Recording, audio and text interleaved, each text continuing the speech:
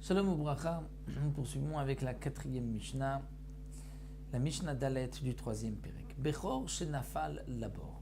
Le Bechor, c'est une bête, premier-né, qui doit être généralement sacrifiée à l'époque du Beth Amikdash comme Korban Bechor, et donc mangée par les Kohanim. Si la bête a un défaut, elle sera donc donnée aux Kohanim, et les Kohanim mangeront la bête. Ce Bechor, il est tombé dans un puits, donc dans un trou. Il avait déjà un défaut, mais on n'a pas eu le temps de le montrer à un Chacham avant Yom Tov pour qu'il puisse dire « ce Bechor peut maintenant être égorgé en dehors du Beth Amikdash ». Donc il est tombé le jour de Yom Tov et le propriétaire est embêté. Il a peur que le Bechor va mourir en bas. D'un côté, il ne sait pas si le Bechor n'a pas de défaut, il faut le sacrifier. Yom Tov, on ne pourra pas le sacrifier au Beth Amikdash. Si la bête n'a pas de défaut, si la bête a un défaut, donc il pourra l'égorger le jour de Yom Tov.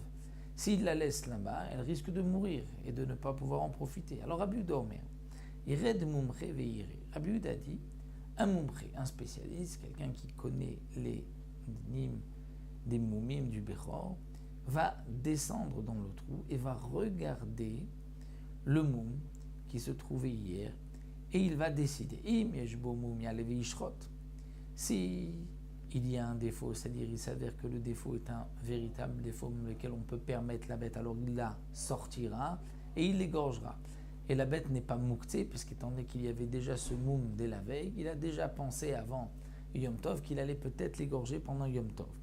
Et sinon, c'est-à-dire, si, dit le Barthénora, ce n'est pas le moum qui était la veille, c'est-à-dire il a vu qu'il y a effectivement un moum maintenant, mais ce n'était pas celui qui se trouvait avant Yom Tov, c'est un nouveau moum.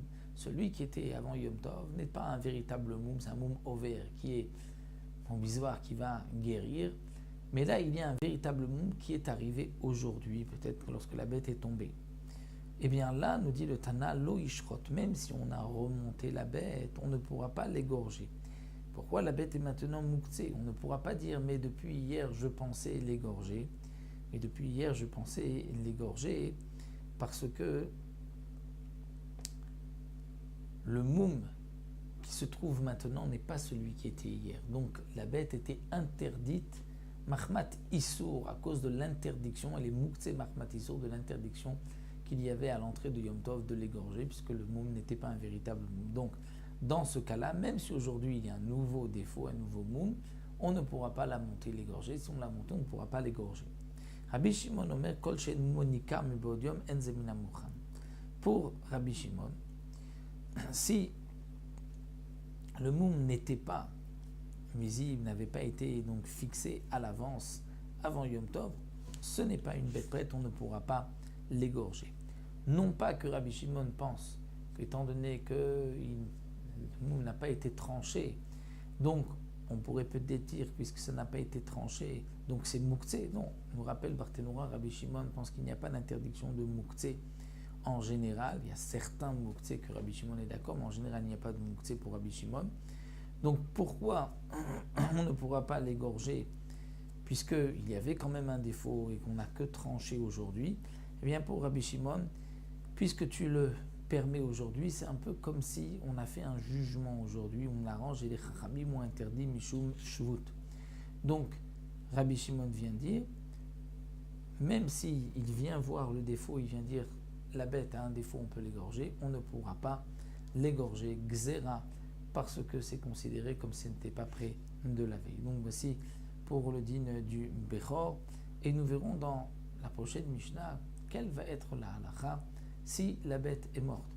Là nous avons vu deux cas, un cas où la bête est en danger de mort, il a peur qu'elle meure, et donc est-ce qu'il peut l'égorger ou pas. Nous avons vu le din du Bechor qui est tombé dans un puits, il a aussi peur que la bête meure.